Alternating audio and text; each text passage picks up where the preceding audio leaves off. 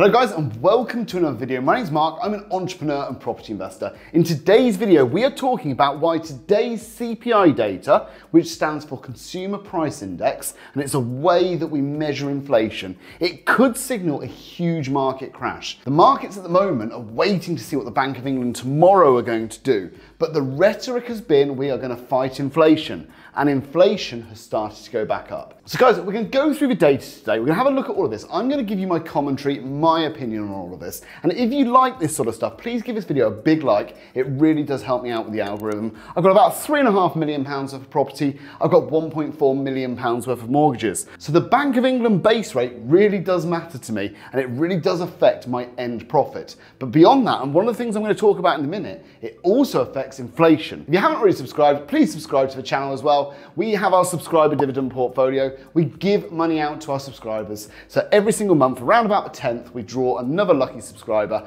and we pay out the dividends from that pot. And every single month, I put another £2,000 in, currently on 9.5 grand. 11.5 very shortly, and we're going to start paying out some good chunks of money. CPI stands for Consumer Price Index, and the ONS have just published their report stating that this month it's 9.2%. Now last month it was 8.8, so inflation, despite these rising interest rates, is actually starting to increase. And they've blamed a few things. They've said basically the major draws are housing, food and beverages. Now housing, we can kind of explain away like this, right? If you think about interest rates going up, well obviously if interest rates go up, the cost of borrowing mortgages goes up, but furthermore, those costs get passed on to renters. Good example is I've got a property over in London. We've just done a rent review. That's gone up from £1,400 a month 2 years ago. The current market rate is £1,700. What's that as an increase? About 20% in 2 years. That's a big increase in the cost of that property. Now I have to put my rent up.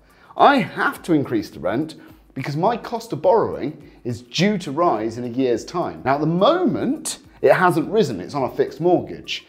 But still the market is moving in line with what is happening today. So I have to put my rent up to make sure that I'm ready and I'm insulated when my mortgage rate goes up. And that is what the market does. It anticipates these moves. Equally, if the Bank of England rate shot down, well, guess what? The rents would likely start to reduce or certainly flatten off because the cost of borrowing against them would reduce and people would come into the market, buy up the properties, rent them out, and more competition means lower prices. So, you know, fundamental economics, demand and supply, always operate together. All these fundamentals always operate. And I think one of the things that we're now experiencing is, first of all, we did something unprecedented during COVID. We took a huge chunk of the labour force. We told them to stay at home and we paid them. And we paid them to do nothing, a lot of people, through furlough. Myself, my business, we paid a lot of people through furlough to do nothing. And it was essential because we're a taxi business, our business. We were not moving people around. You know, at the end of the day, we had to furlough our staff. I have no shame in saying our demand dropped by 90% overnight. But as a country, we did this on a huge scale. And in order to pay for all of this, we printed loads of money.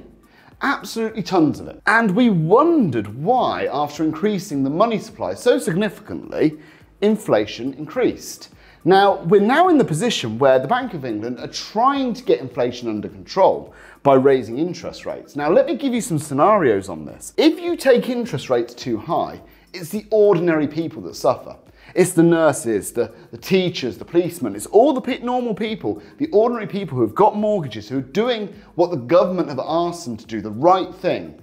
Get a job, go to university, get a job, save up for a deposit, buy a house, get a mortgage over 25 years, pay it off, you know, save for retirement. They're doing the thing that the government have asked them to do. And all of those people are going to be penalised because these mortgage rates are going to go up. Furthermore, the people that are renting, some of the most vulnerable people in society, they're also being squeezed significantly. And all of this with the aim of reducing demand in the market. And the hypothesis is essentially this. If you reduce demand and supply stays the same, then prices should come down. But what you've got to also remember is if you reduce volume and you have a business and you have to have a certain margin. And let's say, for example, your cost of capital starts to increase. Well, the margin you're going to demand is also going to increase. Let's say, for example, I could put my money in a bank and I could get 10% on my money.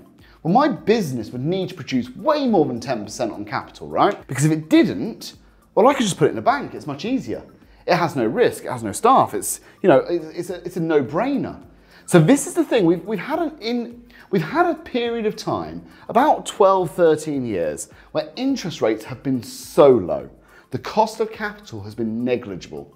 Therefore, the returns that companies can operate have been lower than historic. So if you start looking at now increasing the cost of capital, well, the returns those businesses need are going to increase as well. And that is really the catch-22 that the Bank of England find themselves in my opinion. You want to fight inflation, but you're starting to increase the cost of capital. You increase the cost of capital, well, housing goes up. Food producers, well, the demand for food isn't going to reduce that significantly, maybe in some sectors, you know, but ultimately we all still need to eat calories, right, in order to survive. So the demand isn't going to really change that massively. The only thing that is going to change is the cost of the capital used throughout that supply chain. This is why you're seeing food, beverages, housing, all these things rising as interest rates rise. And I believe vehemently that if you increase interest rates more, housing's going to go up even further. Of course it is. Rents are going to rise. The landlords have to pass that cost on. And if they don't, they will exit the market. And if they exit the market, there'll be less supply. And if demand stays the same, which it's inevitably going to, because ultimately people need somewhere to live, it's a necessity, then prices are going to rise anyway. So ultimately, I don't see how you can fight inflation this way. I think that is the pill that we as a population have to swallow. If we increase money supply so significantly, we took labour away from the labour force, and we told them to stay at home and we gave them money. But you know what? This is a really hot topic. I'm massively interested to what my audience think. My personal feeling is this could get out of control quicker than people are able to react. And we're already seeing mass job losses. Amazon, 27,000 people going. Facebook, huge number of layoffs. One of the things that I saw yesterday was Just Eat are sacking 1,700 of their 27,000 delivery drivers globally. So that's a big chunk of those, right? That's almost like 6, 7, 8% of delivery drivers. Their demand must be dropping. So all of this is happening, and that means more people are going to be out of work. Of course, that is the aim, right? To reduce the labour supply, to make sure people have less money in order to reduce demand. The question is, are companies still going to want a margin? And I think with a higher cost of capital, companies are still going to want a margin. And that is the reason I ultimately think this is going to fail. You cannot get away with printing that much money and not having inflation. That's my gut instinct. But what's yours? Let me know in the comments down below. I'm going to do a follow-up video on this. I'm going to tell you what I think is going to happen. I'm going to do that video right now. I'm going to record it right now and I'm going to publish it on Saturday. But I'm going to tell you what I think is going to happen off the back of all of this. So guys, let me know in the comments your thoughts. I'm massively interested. I will reply to as many as I possibly can. And guys, I'll see you on the next video. Cheers, guys.